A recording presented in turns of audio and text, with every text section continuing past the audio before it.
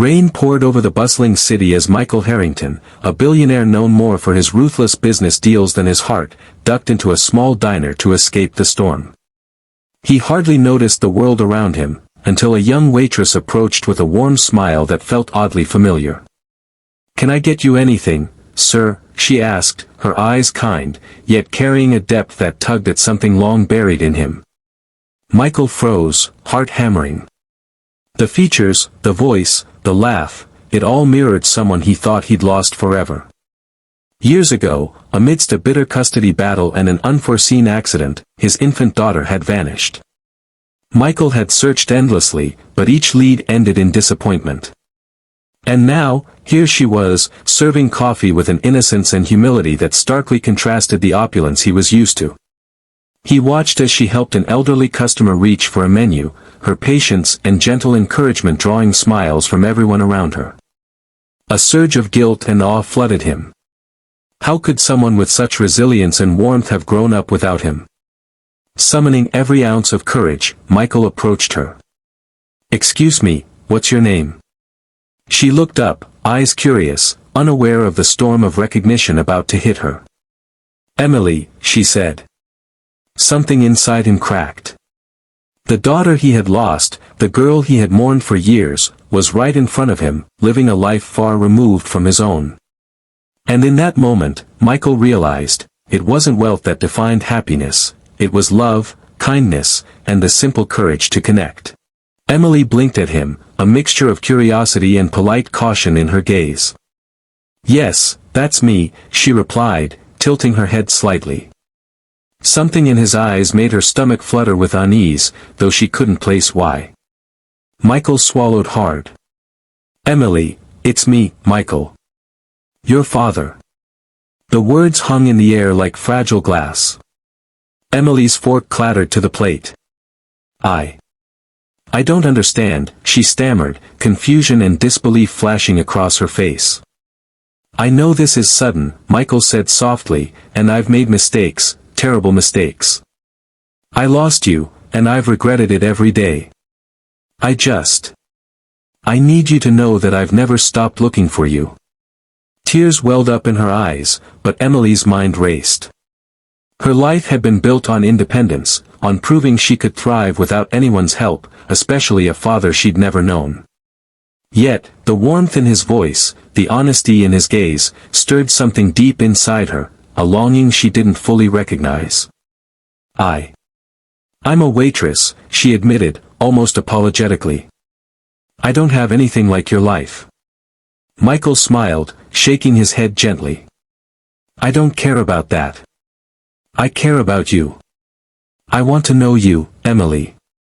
I want to be part of your life, in any way you'll allow me." The diner around them seemed to fade away. Strangers watched as a billionaire and his daughter, so long separated, shared a moment of vulnerability and raw emotion. Emily's defenses wavered as she saw not a stranger, but a man who loved her enough to search for decades, who valued her not for status or wealth, but for who she was. Finally, Emily whispered, I want that too." And in that instant, Michael realized that true wealth wasn't in his fortune, but in this unexpected reunion, an act of patience, hope, and unwavering love finally paying off in the most human, heartfelt way. Over the next few days, Michael tried not to overwhelm Emily, yet every moment he could spend with her felt precious. They walked through the city, talked over coffee, and shared laughter that had been missing from both their lives for far too long. Emily was cautious, yet a part of her wanted to trust him, to allow the connection that had been denied to them for years. She showed him her little world, a modest apartment filled with thrifted treasures, a tiny community she cherished, and a diner where she worked tirelessly to support herself. Michael listened, fascinated by her resilience, her kindness, and the way she touched the lives of everyone around her without ever asking for anything in return. One evening, as they sat in a quiet park watching the sunset, Emily opened up about her struggles. "I've always wondered why you weren't there," she admitted, voice trembling. "I tried not to hate you, but I just wanted to know I mattered." Michael took her hand gently. "You've always mattered, Emily. Every single day. And I promise, from now on, I'll be here, not as a distant figure, not with gifts or money, but truly here with you." A tear slipped down her cheek, and he brushed it away, feeling a profound mix of sorrow and joy. The years of separation, the mistakes, and the misunderstandings faded in that moment, replaced by the bond they had finally begun to rebuild. As they walked back toward the city lights, Emily paused, looking up at him. "You know, I never thought someone like you could care for someone like me." Michael smiled, feeling the weight of decades lift from his shoulders. "It's not about who I am, Emily. It's about who you are, and that's enough to fill any heart, no matter how long it's been waiting." And in the quiet glow of the evening, father and daughter found a new beginning, stitched together by love, humility, and the courage to forgive. Just as their bond began to flourish, the world Michael inhabited intruded. The media caught wind of Emily's identity, painting headlines about the billionaire's lost daughter, and speculating on how much inheritance or status she might claim. Emily, unaccustomed to attention and wary of greed, felt the pressure immediately. "I didn't ask for this," she said, frustration and anxiety twisting her features. "I'm just me. A waitress. I don't want your world." Michael took a deep breath, understanding her fear. "I don't want this to change who you are, Emily. I want you to remain yourself, kind, humble, generous, because that's the daughter I love, not the headlines."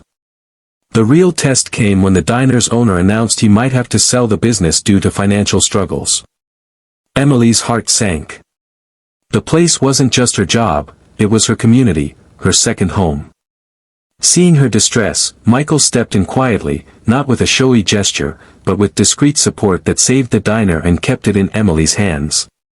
"You didn't have to do this," she said, tears brimming, touched by the quiet act of love. "I didn't do it for me," he replied softly. "I did it because of you, and because your kindness deserves to be protected." That evening, as Emily served regulars with her usual warmth, Michael watched from a corner, heart swelling with pride. The realization hit him: the most valuable things in life weren't wealth, power, or fame, it was the capacity to care, to act selflessly, and to cherish human connections. Emily glanced at him, smiling. "Maybe your world isn't so scary after all." Michael grinned back, and in that shared laughter, they found more than reconciliation, they found a life rooted in love, compassion, and hope, proving that even after years apart, hearts could heal, and the simplest acts of kindness could change everything.